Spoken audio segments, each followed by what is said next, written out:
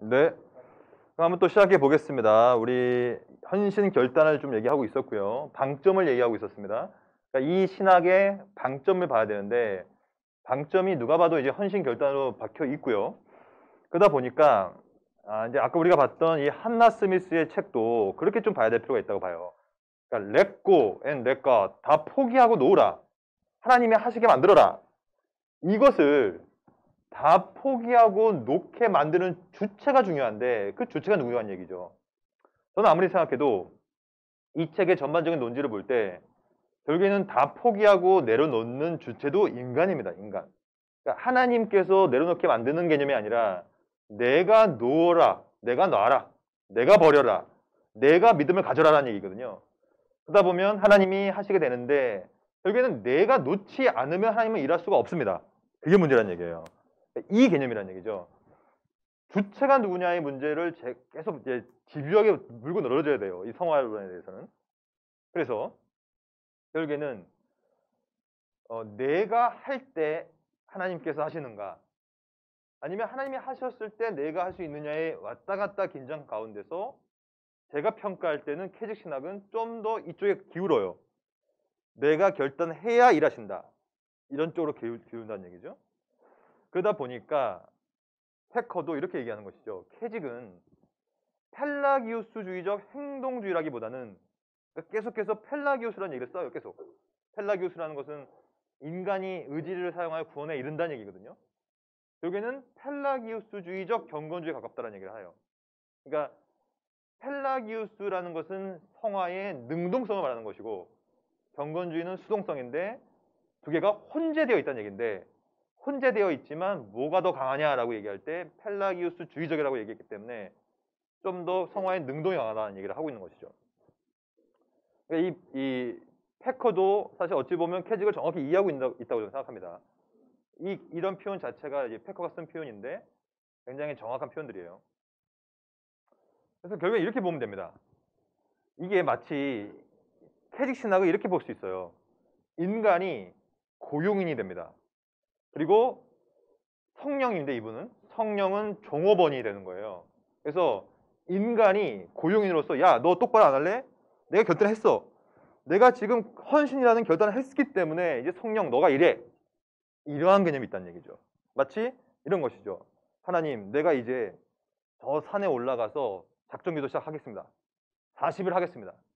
내가 열심히 하겠습니다. 하나님, 이거 기도 응답해 주세요. 이거랑 뭐가 달라요? 똑같잖아요. 하나님 그렇게 이거 안 해주시면 나 어떻게 할 거예요? 하나님 협박하는 거 아닙니까? 똑같다는 얘기죠. 약간 이런 느낌이에요. 내가 이제 결단을 하겠습니다. 결단하겠으니 저한테 뭐 할 수 있는 능력을 주세요. 이 결단이 먼저이냐 하나님의 능력이 먼저인가의 문제라는 얘기죠. 그래서 이 앤드류 나셀리라는 분은 퇴직 신학을 엄청 깊이 연구했던 연구자인데 제가 볼 때는 이분이 정확히 지적했어요. 퇴직은 뭐냐? 하나님이 인간의 성화를 위해 일할 수 있는 이유는 인간이 믿는 선택을 했기 때문이다. 인간 스스로가 주체가 되어서 자신을 버렸기 때문이다. 자기 대신에 하나님을 택하는 선택을 했기 때문에 즉 하나님이 일하시게끔 플러그를 꼽았기 때문이다. 이게 중요한 비유거든요. 캐직이 딱 이 비유가 똑같습니다. 마치 저기 이제 우리가 TV가 있는데 전기를 꼽아야 되는 거예요. 꼽아야지. 꼽아야지 이게 일할 수 있는 것이죠. 근데 이 전기를 꼽는 주체는 납니다. 내가 하는 거예요. 내가 꼽아야만, 내가 해야만 하나님이 일하시기 때문에 이게 딱 세미펠라기우스주의입니다. 그럼 세미펠라기우스주의가 뭔지를 좀 설명드릴게요. 왜냐면 이 구조가 딱 세미펠라기 아니거든요. 세미라는 거는 이제 반이란 뜻이에요. 반. 세미. 그러니까 펠라기우스보다는 반쪽이라는 얘기죠. 그러면 우리가 펠라기우스주의와 세미펠라기안 이 세미는 이제 세미니까 반쪽이라는 것이죠. 펠라기우스주의는 뭐냐면 인간의 의지로 심지어 은혜가 없어도 구원받을 수 있습니다. 인간의 의지만 있으면 돼요. 은혜가 없어도 구원에 이를 수 있는 구조입니다. 펠라기우스라는 사람은 누구랑 싸웠냐면 아우구스티누스랑 싸웠어요. 어거스틴이라고도 하고요. 아우구스티누스는 그게 아니다. 은혜로 구원받는다. 근데 펠라기우스는 아니다. 의지로 구원받는다. 그러면 세미펠라기오는 뭐냐? 세미펠라기우스주의는 인간의 의지로 구원받는 건 맞지만 반드시 은혜가 필요하다. 은혜가 필요해요, 여기는. 왜 필요하냐면 인간이 은혜를 받을 선택을 하기 때문에 그렇습니다. 그리고 이 은혜는 하나님이 주시는 것인데 이 은혜를 받을 준비를 합니다, 인간이. 그래서 세미펠라기주의를 다른 말로 하면 선행 준비론이라고 부르는 이유가 있어요. 인간이 먼저 선행을 먼저 한다는 얘기죠. 먼저 준비를 해야 됩니다. 이게 바로 로마 가톨릭주의죠. 이게 딱 선행 준비. 준비는 두 가지로 하죠. 언제나 악투스, 행동이죠. 하비투스, 경향이죠. 그러니까 행동을 준비하고 내 성향을 준비하죠. 뭘 준비하냐면 은혜를 받을 준비를 합니다. 내가 은혜를 받을 준비를 하고 은혜를 받을 선택을 하면 드디어 이 은혜가 나한테 옵니다. 그래서 구원받죠. 그러니까 딱 요 개념이에요. 딱 이게 세미펠라기우스주의가 캐직과 유사합니다. 내가 받을 선택 결단을 하고 내가 헌신의 준비를 해야 은혜를 받는 거예요. 딱 그게 캐직주의죠. 아주 유사해요. 저는 이 자체를 강하게 거부합니다. 이거는 이렇게 되면 안 되기 때문에 그렇죠. 구원은 오직 은혜로 받는 것이지 오히려 반대죠. 헤르만 바빙크를 보면 이걸 잘 말하고 있는데 은혜가 먼저 임해야 되는 거 무조건. 먼저 임하고 이 은혜가 뭘 해주냐면 우리가 은혜를 받을 선택과 준비를 시켜주는 개념입니다. 이게 맞아요. 그러니까 우리 의지가 은혜를 준비하는 게 아니라 은혜가 우리를 준비시키는 게 맞아요. 이게 정확한 구조죠. 그러니까 이 개념은 이 웨스민스터 신앙고백서를 좀 볼까요? 이 웨스민스터 신앙고백서를 보면 작정 부분인데요. 여기서 그 얘기를 하고 있습니다. 하나님께서는 영원 전부터 가장 지혜롭고 거룩한 자신의 뜻의 계획에 의해 시작점 하나님이에요. 모든 일어나는 일들을 자유롭고 불변절하게 경영하셨다. 그러나 그것에 의해 하나님께서 죄의 창조자이시기도 않고 피조물들의 의지를 침해하지도 않는다. 이 중요한 표현이죠. 즉 하나님께서 은혜를 주시고 은혜가 우리의 의지를 움직인다고 해도 이 의지를 침해하지는 않는다, 하나님은. 그리고 제2 원인들의 자유, 우리가 선택하고 준비할 자유도 뺏지 않는다. 오히려 은혜가 그 자유를 더 풍성하게 만든다. 왜냐? 진리가 우리를 자유케 하기 때문에 그렇습니다. 이게 이제 이 신앙고백서에 잘 드러나 있고요. 동시에 중요한 개념이 또 등장하는데 비록 모든 일은 제1원인 하나님이죠. 은혜죠. 제1원인이신 하나님의 예지와 작정의 관계에서 일어나지만 제2원인 이게 인간입니다. 그러니까 은혜가 1원인이고 이 의지가 두 번째 원인인데 첫째 원인은 두 번째 원리를 침해하지 않고 오히려 자유롭게 만든다.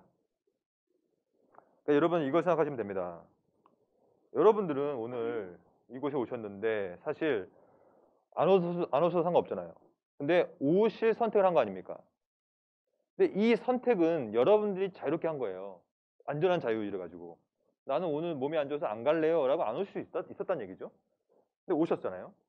근데 오셨는데 이거는 하나님의 작정 아래 있습니까 없습니까?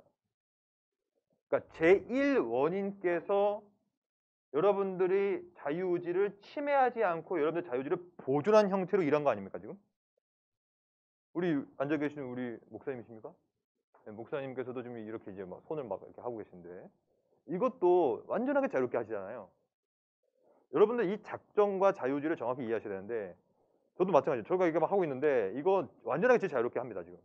자유롭게 하고 자유롭게. 근데 이 모든 자유가 전부 다 이 이 고백서에 의하면 제1원인이신 하나님의 미리 아심과 그분의 작정 아래에서 불변한 형태로 있었던 거거든요. 하나님은 다 아시고 선택을 하고 계획했다는 얘기예요. 근데 놀랍게도 그럼에도 불구하고 우리는 지극히 자유롭게 합니다. 모든 일들. 이걸 뭐라고 하냐면 신적 협력이라고 부르거든요. 그러니까 캐직은 이 신적 협력 개념을 오해해버린 거예요.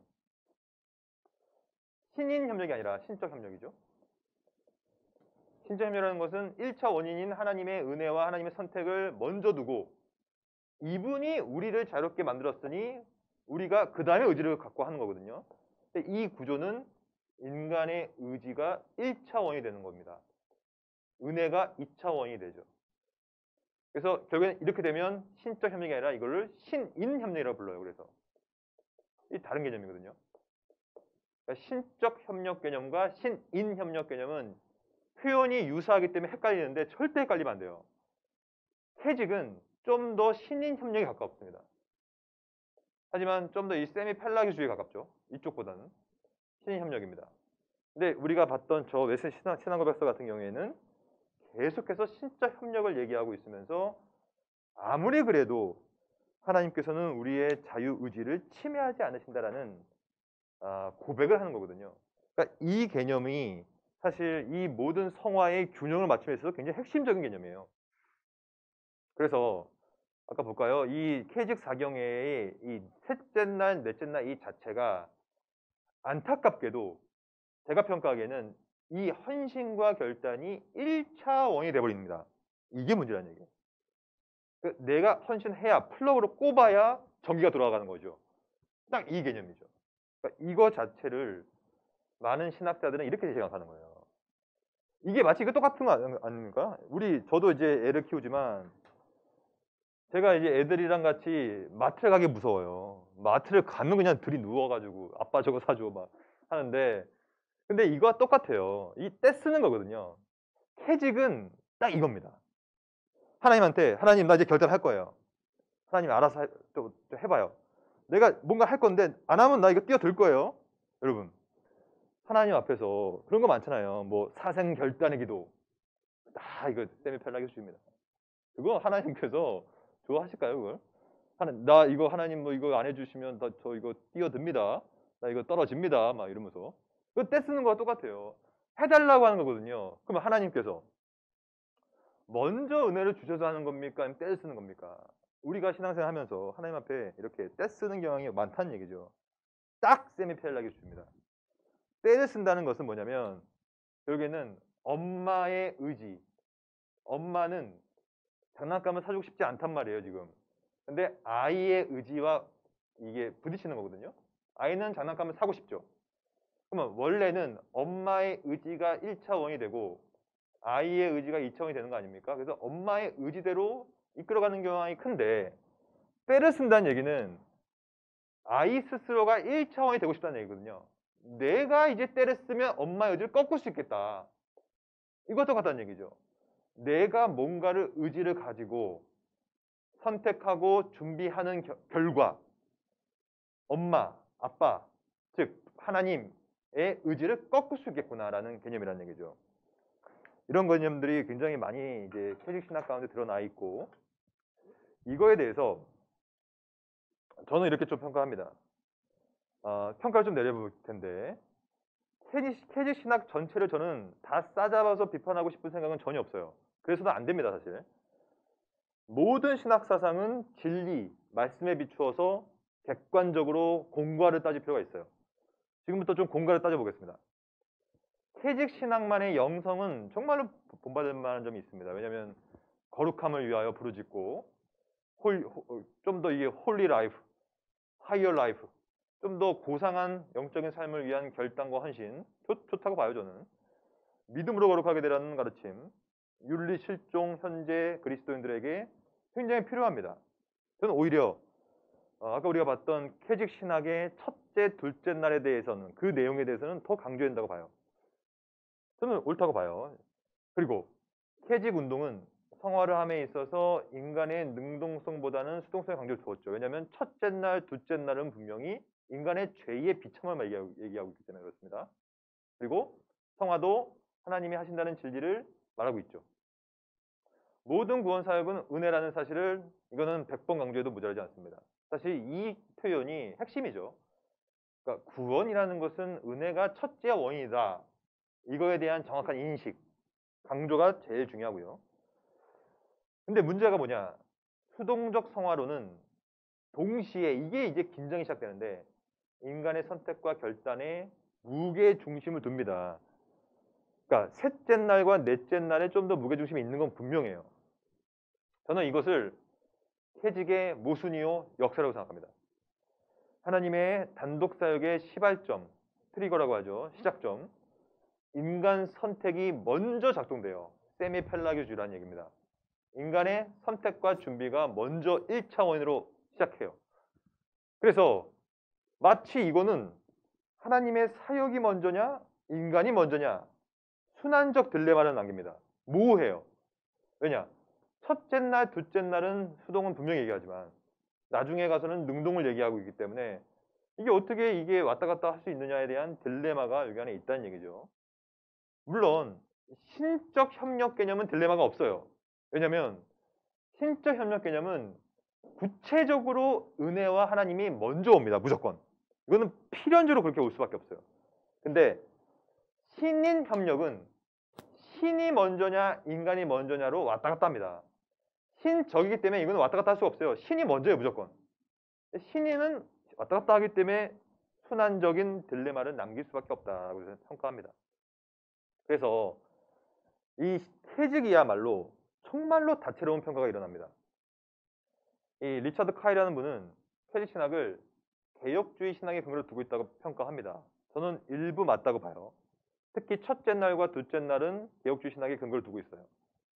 근데 이 스테픈이라는 분은 퇴직 신학은 인간의 자율성을 또 말하기 때문에 웨슬리주의의 근거를 두고 있다. 그러니까 이 자체가 서로 이게 양립할 수 없는 거거든요. 웨슬리주의는 기본적으로 신인 협력에 가까워요. 개혁주의는 신적 협력에 가깝단 말이에요. 이 두 개가 함께 할 수가 없어요. 본질적으로, 구조적으로. 근데 퇴직은 모호하기 때문에 양평가가 나오고 있는 거예요. 동시에. 그리고 제가 볼 때는 오히려 이 카이라든지 스테픈보다는 러셀이라는 분이 있는데 이분의 평가가 정확하다고 봐요. 저는 이렇게 봅니다. 저도. 퇴직 신학은 양가의 측면이 있기 때문에 개혁주의적이지도 않아요. 왜냐? 신적 협력이 아니니까. 근데 동시에 신인 협력설로 확 기운 것도 아닙니다. 그게 퇴직 신학의 본질이에요. 그러니까 이게 맞다고 봐요, 저는. 그러니까 이게 이제 영어로 하면 neither nor인데 이것도 아니고 저것도 아닌 거예요. 퇴직 신학은 애매모호함만 남깁니다. 저는 이렇게 좀 정리하는 게 맞다고 보고 그래서 저도 이렇게 평가하는 겁니다. 성화는 하나님의 전적인 은혜 없이는 불가능합니다. 절대로 불가능해요. 근데 19세기, 20세기를 관통했던 성결주의 운동, 그 중에 대표적인 퇴직 운동 같은 경우에는 인간의 자율성, 이게 시작점이 되고 촉발점이 됐기 때문에 문제라는 얘기입니다. 이거는 얼마든지 지금도 이렇게 될 수 있어요. 그러므로 최선을 다하여 거룩함을 위하여 정진해야 됩니다. 우리가 잘 성경에 나와 있는 것처럼 두렵고 떨림으로 우리가 구원을 이루어야 됩니다. 명령형이죠. 카테르가 아조마이 해야 돼요. 카테르가 아조마이는 우리가 뭔가를 해야 된다는 얘기죠. 하지만 그리스도의 완전한 거룩하심에 참여하는 방식, 즉 1차 원인은 그리스도의 완전한 거룩이에요. 또한 하나님의 은혜의 달콤함, 이게 1차 원인이 된다는 얘기죠. 그래서 펠라기우스주의적인 망령, 저는 이 한국 교회에 이게 지금 엄청 많습니다. 이거 신율법주의. 이거 빨리빨리 없애야 돼요. 우리 하나씩 하나씩. 순종이 제사보다 낫는데 과연 그것이 우리의 행위의 근거인가?